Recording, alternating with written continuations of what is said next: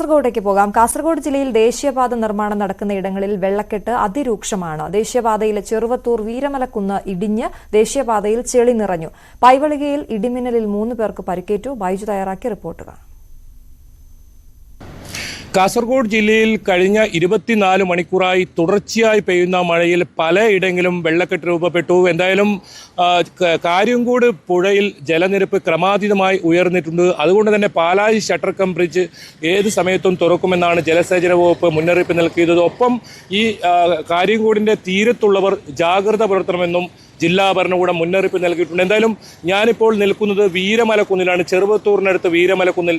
ഇവിടെ വലിയ തോതിലുള്ള അപകട ഭീഷണിയാണ് ഉള്ളത്. ഒരു കുന്ന്, ഈ വീരമലക്കുന്ന് ഇടിച്ച് ഇത്തരത്തിൽ അശാസ്ത്രീയമായ രീതിയിൽ ദേശീയപാതയുടെ നിർമ്മാണം നടത്തിയതാണ് വലിയ പ്രതിസന്ധിക്ക് കാരണമാക്കിയത്. ഇപ്പോൾ ഇവിടെ വലിയ തോതിലുള്ള വെള്ളവും അതുപോലെ തന്നെ മണ്ണും റോഡിലേക്ക്, ദേശീയപാതയിലേക്ക് ഒലിച്ചു വരുന്ന ഒരു സാഹചര്യം ഉണ്ടായിരുന്നു. ഇന്നലെ രാത്രിയൊക്കെ ഇതുവഴി ചെറുവാഹനങ്ങൾക്ക് കടന്നു പോകാൻ കഴിയാത്ത രീതിയിൽ വലിയ വെള്ളക്കെട്ടായിരുന്നു ഈ ഭാഗത്ത്, ഒപ്പം ചെളിയും. എന്തായാലും ഈ പ്രദേശത്ത് ഇപ്പോഴും കുന്നിടിച്ചൽ ഭീഷണി നിലനിൽക്കുന്നു. ഈ വീരമലക്കുന്ന് വലിയ തോതിൽ ചരിത്രത്തിൻ്റെ ഒരു ഇടമാണ്. ഇവിടെ ഡച്ച് കോട്ടയുടെ അവശേഷിപ്പ് ഇപ്പോഴും ഉണ്ടെന്നാണ് പറയപ്പെടുന്നത്. എന്തായാലും നിരവധി അപൂർവ സസ്യ ശേഖരങ്ങളുടെ ഒരു പ്രദേശം കൂടിയാണ്. മാത്രമല്ല നിരവധി ടൂറിസം പദ്ധതി പ്രഖ്യാപിച്ച ഒരു വീരമലക്കുന്നാണ് ഇപ്പോൾ ഇല്ലാതായിരിക്കുന്നത്. ഇതിൻ്റെ 3/4 ഭാഗവും ഈ വീരമലക്കുന്നിൻ്റെ ഇടിച്ച് ഇത്തരത്തിൽ അശാസ്ത്രീയമായ രീതിയിൽ ഇടിച്ച് ആണ് ഈ റോഡിൻ്റെ നിർമ്മാണം നടന്നത്. നമുക്കിപ്പോൾ ദൃശ്യങ്ങളിൽ നിന്ന് തന്നെ കാണാം, കൂറ്റൻ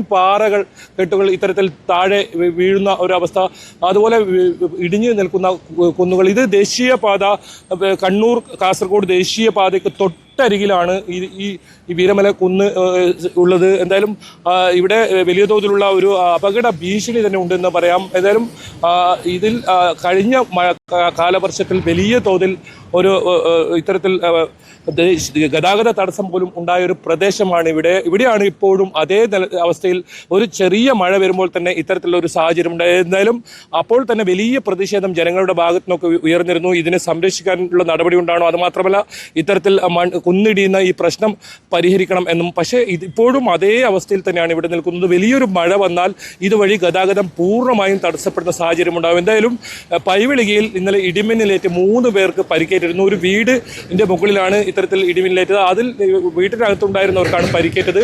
മാത്രമല്ല ഇവിടെ 2 വീടുകൾക്ക് കേടുപാടുകളും സംഭവിച്ചിട്ടുണ്ട്. എന്തായാലും തീരദേശത്തുള്ളവരും മലയോര മേഖലകളിലുള്ളവരും അതീവ ജാഗ്രത പുലർത്തണമെന്ന് ജില്ലാ ഭരണകൂടം മുന്നറിയിപ്പ് നൽകിയിട്ടുണ്ട്. വരും ദിവസങ്ങളിലും മഴ ശക്തമായാൽ കാസർഗോഡ് ജില്ലയെ സംബന്ധിച്ചിടത്തോളം അത് വലിയ പ്രതിസന്ധിയിലാകും.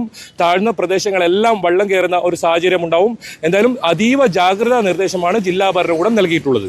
ശരി, KV ബൈജുവിന്റെ റിപ്പോർട്ടാണ് കണ്ടത്. എന്തായാലും സംസ്ഥാന